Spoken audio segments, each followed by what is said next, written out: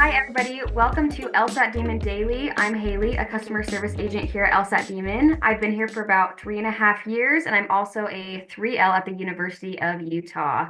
I'm joined today by Beth and Sam, who are going to give themselves a quick intro, and then we are going to talk all about picking your law school classes. Cool. Yeah. Hey, I am Beth. I'm a tutor at LSAT Demon and a 2L at Emory University. I'm Sam. I am an Ask Button tutor at LSAT Demon. I've been here a couple of years, and I am 2L at ASU. Thank you both for joining me today. To dive right in, we're going to first start with your very first year of law school and what classes should you take? Jump on in, whatever you think. Well, first year of law school, you get a wonderful gift of having absolutely no choice at all for what you take, which might seem like it's not a gift, but it takes away the choice from you. You're taking, maybe in different orders, but you're taking all of the exact same classes, the same core classes, doctrinal classes that every law school in America students are taking for their first year. I know for my school, second semester, we got to choose one elective. We were very limited in that choice as well. It was like only choosing among 5 different classes that fit in with your 1L schedules already. But that was kind of fun, added some variety. You get to take something that you're interested in, something that's going to be a little bit fun. Yeah. Did you guys get a choice for adding an elective or anything like that? I did not.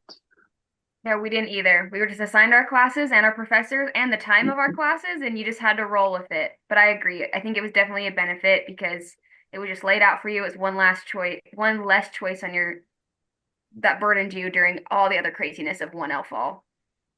Yeah, yeah, definitely. I would also, I know like there are different orders for different classes, and some classes will be in 2 semesters. Like, I had constitutional law in only 1 semester. I know some schools do like a con law 1 and a con law 2 split up in 2 semesters, or civil procedure. I only had in 1 semester, whereas some schools also split that out over 2 semesters. That was not something I knew ahead of time though, and I would not recommend even considering that for choosing a school or anything. Your school will set you up for success for what works for their programs, and you won't be missing information because they teach it a little differently. Awesome. So now that we know 1L year, you don't get a choice. Let's move into your second and third year. Starting with bar classes. What are bar classes and why should you take them? So bar classes are inclusive of other things, but they are all of the classes you're going to take in your first semester.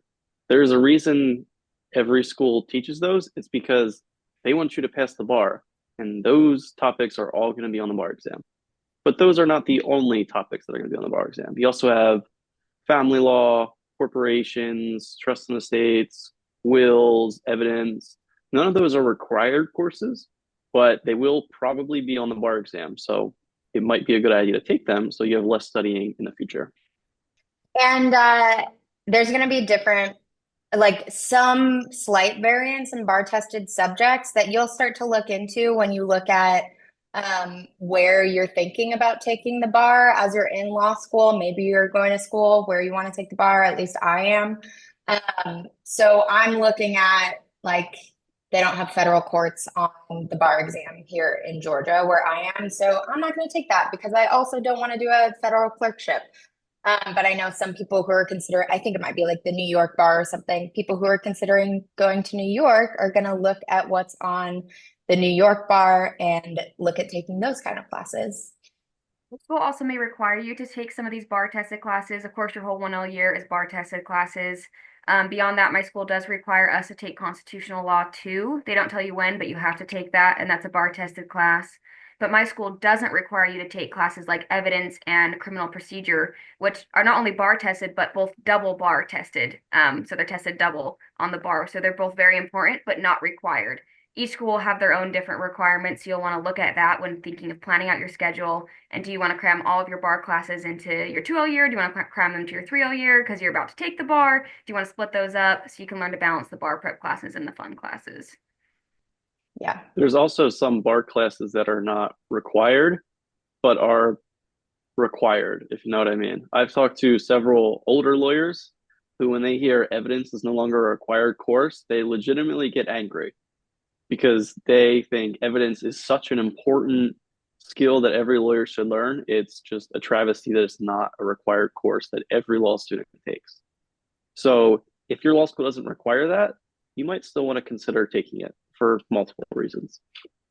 Now moving on, beyond bar prep classes, we still have lots of credits we need to fill. So for a 2L looking at what to take, should they focus on classes in their interested practice areas? Do they look at externships? What are your thoughts? I will say for me, I try to strike a balance of uh like 50-50 or at least one bar tested class, or for me at my school, actually, like evidence is required. I'm going to be taking that this spring semester. But trying to balance that with some fun classes that I know I will enjoy. Fun can be, I would say, either of those categories of either something that you were just interested in, maybe don't know a ton about, maybe don't necessarily want to go into, but you just want to kind of learn about something new. Or maybe a professor that you really like, or maybe something that you actually do want to go into, like the field you want to go into. So I try to do that like 50-50 split with those really important bar classes or required classes you have to take, plus some fun ones. Yeah, I agree with that. I also think it's important to explore what you don't want to do. I think it's much more valuable to experience things that you learn afterward. I have zero interest in ever doing this in my career than it is taking classes that you know you want to do. Because one of them kind of closes a career path and you're going to thank yourself later in life probably for that. Other ones just kind of confirm what you already know. So if there's something you're like, maybe I'll be interested in, take it. If you don't like it, that's great. Now you know you don't have to ever consider jobs that are doing that. What I do you love think, that. Hayley? I agree. I think it's a good balance. I'm personally on a criminal law career path, so I've known since before law school that this is what I wanted to do. I did enough work before law school in the criminal field that I was like, yep, this is where I want to be. And so I know that I was wanting to do all these criminal law classes, which is fun, and balance those with bar prep classes. But I think it was also important for me to take a few classes just to make sure, for sure, this is the path I wanted to go down before I just like kind of got sucked into this little niche.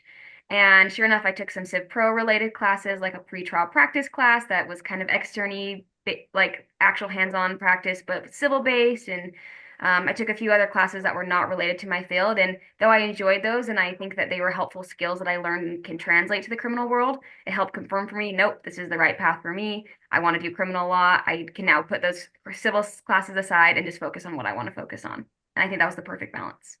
And within the civil realm, if you know you definitely want to do civil like me, there's kind of two subsets within that generally.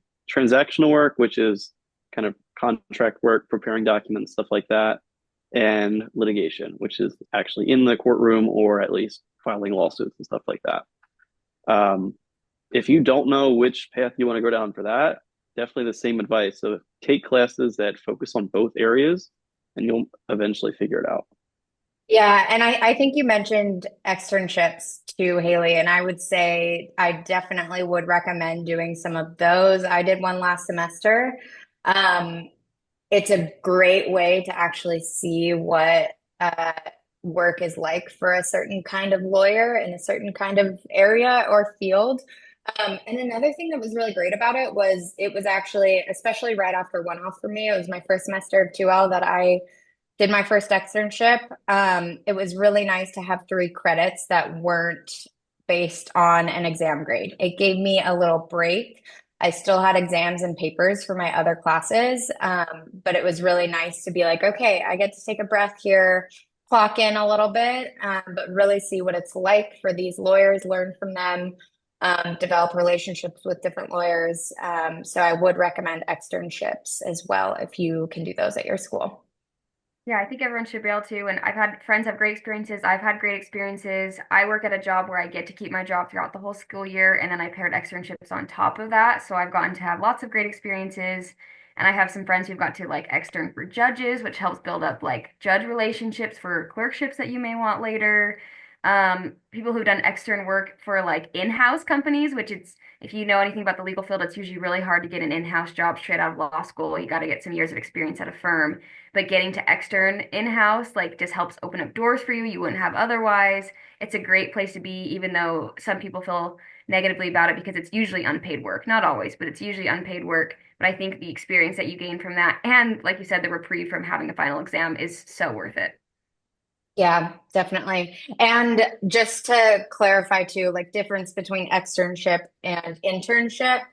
An internship you don't get school credit for, so you either get paid or it's unpaid, just depending on what kind of position you take. Often those will be like summer internships or like Hayley's, like she's working all year round. Um, and if you work at a nonprofit or something like that, like maybe it'll be unpaid or interning for a judge, something like that. But externing is when you get school credit for those work hours.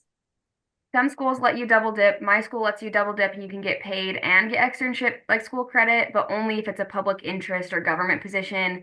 I know that's something that recently changed with the ABA a few years ago, but not all schools have changed. So double check with your law school before you take a paid position to get credit when you're in that boat. But that's great. If you can double dip, lean right into that. My school actually kind of takes a very different approach to that. They actually require us to get paid unless it's like a public interest position. So if we work at a firm, they don't actually let us get credit for it unless we verify to them we're getting paid at least 20 an hour. So case in point, every school is different. Make sure you do your research on this. Now, moving on to pass-fail classes. Did you guys take pass-fail classes? Does your school let you switch your grades to a pass-fail? Let's go through all that. I have not taken any yet. I have the option. I think I can take three classes as pass fail combined throughout my 2L and 3L year. I haven't taken them yet. You have to we have a certain deadline, like the semester starts in August, and you have to decide and tell the registrar by some date in October if you're going to take it pass fail instead of for graded credit. Once you make that decision, you can't go back on it. I know, like I have heard people sometimes decide to take it pass fail or something. They find out way later on that they did super well, just smashed it on the exam, and they like really end up really wishing that they could switch that to credits. Um, don't know how, yeah, I don't know when or if I will decide to do that, but I've heard it can be helpful for really tough classes like bankruptcy or like federal taxation classes, things like that. So yeah, we get three. That's interesting. My school, we have 19 total credits for pass or fail that we can use whatever, but with the caveat that externship credits count as pass fail credits. I don't think we are allowed to switch classes to pass or fail. Some classes are offered only as pass or fail, and those are the ones we can take. I don't think there's any leniency for me, in other words. Ours is similar to Sam's. I can't remember our total of credit amount of credits we're allowed to take, but it's a huge chunk like that. And externship credits are pass fail. We have a few classes that are also offered pass fail. I took one this last semester called Mindful Lawyering, all about how to keep your mental health up while you're a lawyer. It was just pass fail, but a nice, just easy class that had good information and it was a decent chunk of credits that I needed to graduate. And then we are allowed to change one class to pass fail as long as it's not a required class. And you have up until pretty close to actually taking the final to make that decision. But again, like what Beth said, once you make that decision, you can't take it back. And some students have literally in the past gotten the highest A of the whole class, would have received an award for it, but switched to a pass fail. I have already used mine on biz orgs because, as I said, I'm a criminal law focused. Biz orgs is not my cup of tea, but I took it for the bar. And I also had to take it while I was in Hawaii for a friend's wedding, and I was not about to try to take that for a graded course while I was, out of state and trying to have fun. So it can be useful for situations like that, and I did decent. I asked my professor later what grade I had gotten on it just because I was curious, but for me, having like that one chance to be able to take a pass fail credit, I think is very helpful and something to consider when you're choosing what law school to go to. Mhm. Do we want to talk about what we think employers think of pass fail credits in reviewing transcripts, you think? Yeah, tell us. I do not know. I'm interested to hear other people's thoughts on this. In my experience, most employers seem to just care about the overall GPA or your ranking and not about the specific grades in specific classes. Though I do know some students will be like, yeah, my GPA is not great, but I'm applying for this trust and estates job, and in trust and estates and other similar classes, I got A's, and they'll highlight those. I feel like that could be an important consideration when you're choosing to switch a class to pass fail. Like, hey, you may be like losing this opportunity to like highlight that you did really well in this area, even if your overall ranking's not great. So that's one consideration I would think about. Yeah, definitely. Yeah, I would say just overall, maybe after 1L, especially if you have the option to start thinking about pass fail or something, and if you are a student who maybe wants to increase your GPA, then I would recommend probably taking classes that you know you're more likely to do well in and not take those pass fail, right? Like take that as a chance to bring your GPA to where you'll be happy with it so you can proudly put it on your resume and talk to your employer about it and maybe talk about an upward trajectory with your GPA. Yeah, I would say maybe if you are trying to apply to jobs in certain areas and you always take those classes pass fail, like maybe that wouldn't look so great to an employer. Like if you do want to work in trust and estates and you always take those classes pass fail, it's like, well, you're not really showing off that this is something that you are super skilled in and doing really well in.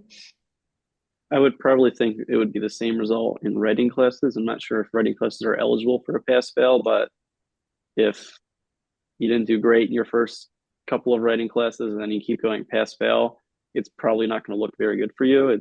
They're probably going to assume he or she stagnated and is about just a poor writer, frankly.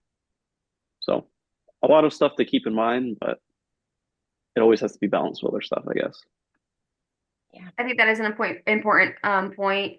It's talked about a little bit, I think, like in the Reddit world, but your first year of law school like really determines your grades. It's hard to move your ranking and your grades beyond your 1L year. Not impossible, but it's a lot harder, an uphill battle. So you do want to consider taking classes, especially if you ended up not where you wanted, that might, boost your GPA just a little bit. Those easier classes, or just consider who you're taking those classes with. Like, hey, I know this group of people that's really smart. They're not taking that class, so maybe I should take that class. It's a little about it's the not talked about part of law school, but it's something you should consider when picking your classes. On that note, it's also don't forget about professors. Some professors you're going to find that you just don't understand what they're trying to tell you. Other people might. You hear also, I know my school allows you to look at grade distributions from past professors.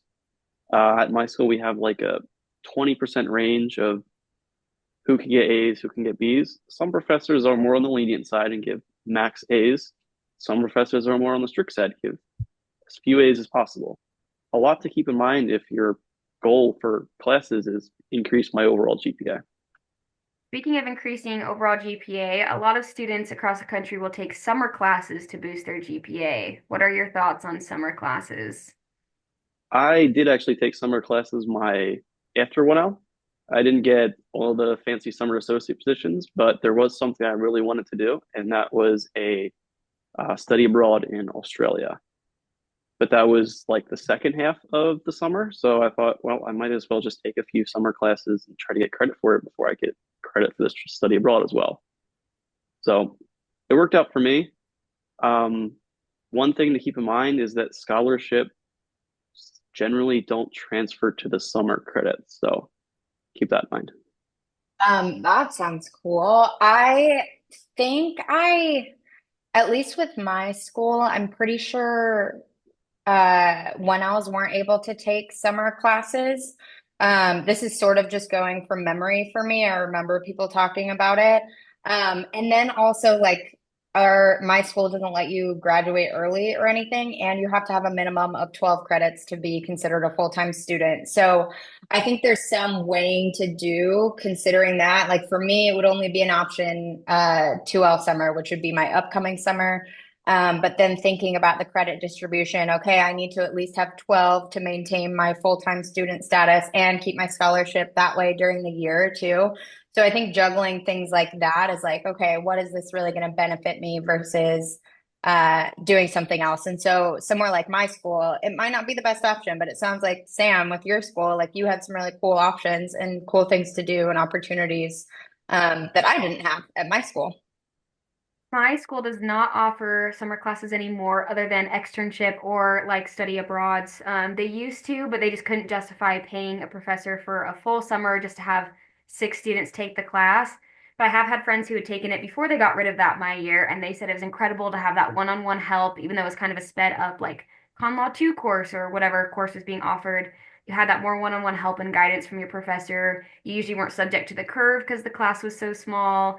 I think those are great benefits, but also, as Sam pointed out, usually your scholarship's not going to transfer, so you're paying out of pocket. So you're just going to need to weigh the benefits versus the cost. Another thing, I actually really liked my summer classes, probably better than any of the other ones I took. They were two writing classes, and it actually felt like what I would probably be practicing at. I took a contract drafting course. It was draft a totally new contract every single day for 2 weeks straight.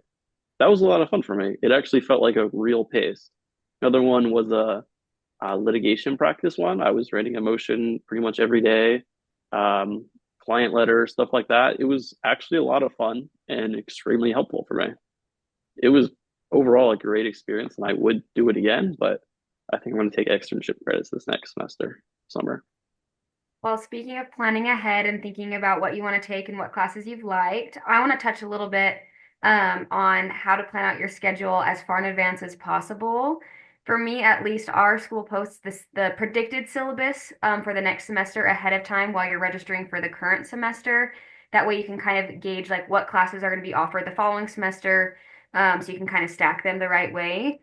For me, my 2L year ended up full of all of my fun classes and not full of my bar prep classes for the most part, because I knew that a lot of the criminal law professors were either leaving the school or going on sabbatical or weren't going to be teaching those courses 3L year because they teach one class 1 year and then on their off year they teach something else. And so I knew my 2L year was my only chance to take some of these classes. And to stack them properly, I needed to just take them all during 2L. Additionally, sometimes you need prerequisites. You'll have to take a certain class before you take another one. And so you need to really be looking in advance, looking ahead, talking with your professors, working with your advisors if you have an academic advisor to help stack your classes properly because you may have to take a class that you don't want to yet. You wanted to save for 3L year 2L year just because of factors like that. Yeah, that is the unfortunate reality. Sometimes it works out and you figure out, oh wow, this professor just suddenly decided they're going to teach this class that they haven't taught in like 5 years and I can take it now. Other times they decide they're going on sabbatical. So reach out to your professors that you like and ask them ahead of time. They're probably going to be upfront and honest with you. Yeah, on that too, you get higher priority for class registration when you're a higher year. So 3Ls are going to get to register before 2Ls. There were a couple of classes that I didn't get into that I wanted last semester. And then even for this upcoming semester, there were, again, a couple classes I didn't get into. And I had to pivot from there. But now I know like I'm going to get priority with those next year. So maybe even trying to register for those classes that are offered, every spring or something, something you either definitely want to take or maybe is required, something like that. You'll get a chance to do it if it's required. They're going to have to let you into those ones. But if it's something you just really want to take, you will eventually get that priority registration. Another thing is with classes that fill up, sometimes it's just restrictions on fire codes and things like that. But when I was in undergrad, and I haven't had to do it for law school yet, but I had classes fill up in undergrad a couple of times, and the person that I contacted when I really wanted to get into those classes was the professor themselves to ask if they could add one more seat to the class. And I recommended that to a friend even last semester in law school, and that worked for them to get into a class. And the professor has to talk to the registrar and things, but if you ask ahead of time and you know you want to be in there and you show the professor, I really want to be in that class, it's going to probably work out well for you. The worst they can say is no, and then you just have to register for it later.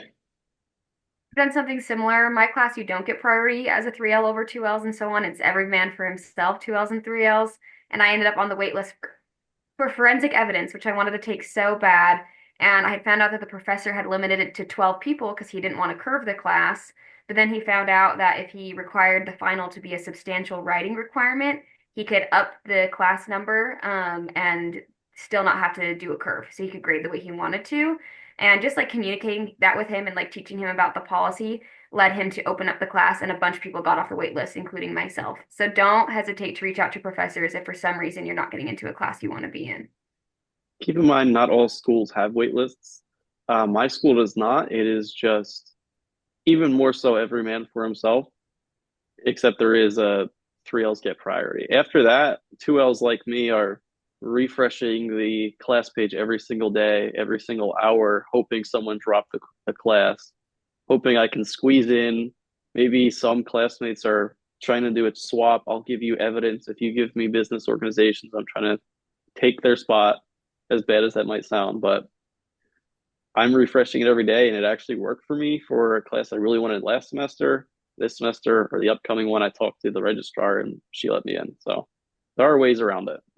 Use your future lawyer negotiation skills to your Yeah, advantage. yeah, yeah. Finally, I wanted to touch on one more thing. Do your schools do certificates for certain areas of practice? And if so, are taking those classes worth their certificate? My school does. Certificates, you can concentrate in a couple different areas and you end up with a certificate. And those areas, you're not limited to do just one. I think my school offers four or five. I am in one of them. I'm in our health law concentration. So summer after 1L was when they opened up applications for that. And so they had their own application requirements. And then certificate requirements that you have to, certain classes you have to take your 2 and 3L year. It's like 12 electives for me, and then a capstone writing experiential credits, and you can blend that in different ways. But once you're accepted into it, and there's different certificates at my school too, like you can get a transactional certificate. I think you can do a criminal law. I don't know if it's split up on defense and prosecution, but criminal law certificate, things like that. There's different ones too. But as far as if it's worth it, I I would be curious if you guys have different thoughts on this. I would say if it's something you're interested in, I think it's probably just like a little feather in your cap. I don't think it's going to help you or hurt you or actually like move you toward getting a job or anything like that. It ends up just kind of being a line on your resume of like, I have this thing. Really, for me, the reason that I applied to the concentration that I am in is that I used to work in healthcare policy and I might want to go into that area as a lawyer.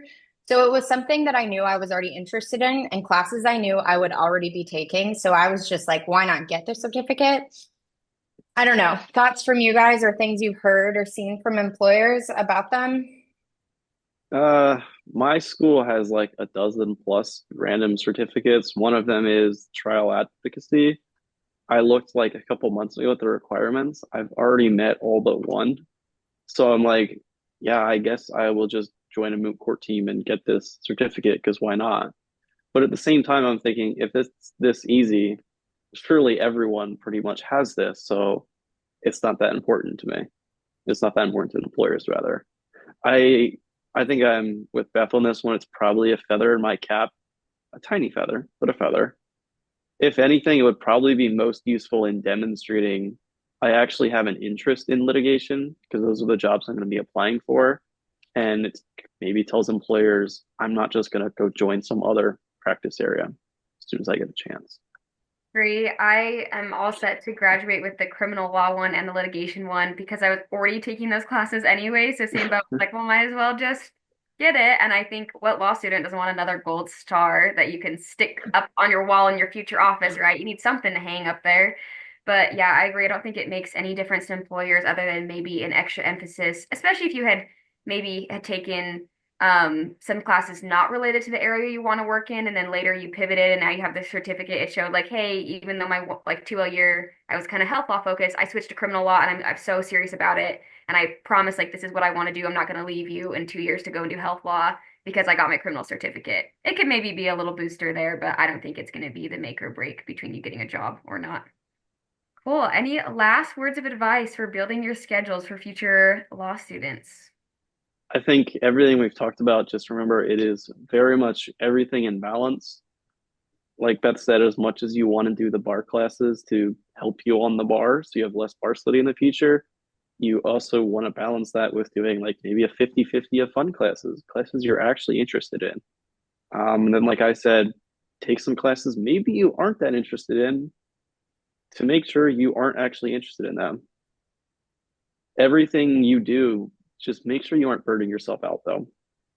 Yeah, I think that's great advice. And I would just say 3 years is short, law school is short. You're going to be working for like the rest of your life. Law school in a lot of what, like I love school. I think it's really fun. It's important to me to take classes I know I'm enjoying. So take classes that you think you're going to enjoy, that you are enjoying. I think it's a really cool opportunity to get to learn in different areas, even areas that you're not going to practice in. So, yeah, strike that balance. You'll probably have a terrible time studying for the bar either way if you took all of the classes or you took some of them. So, enjoy law school as much as you can with some of those fun classes too. Hey, well, thank you both so much for joining me today. Go ahead and email daily at lsatdemon.com if you'd like to ask us a question or share some LSAT or law school admission news. Thank you all for listening. We'll see you at the next episode.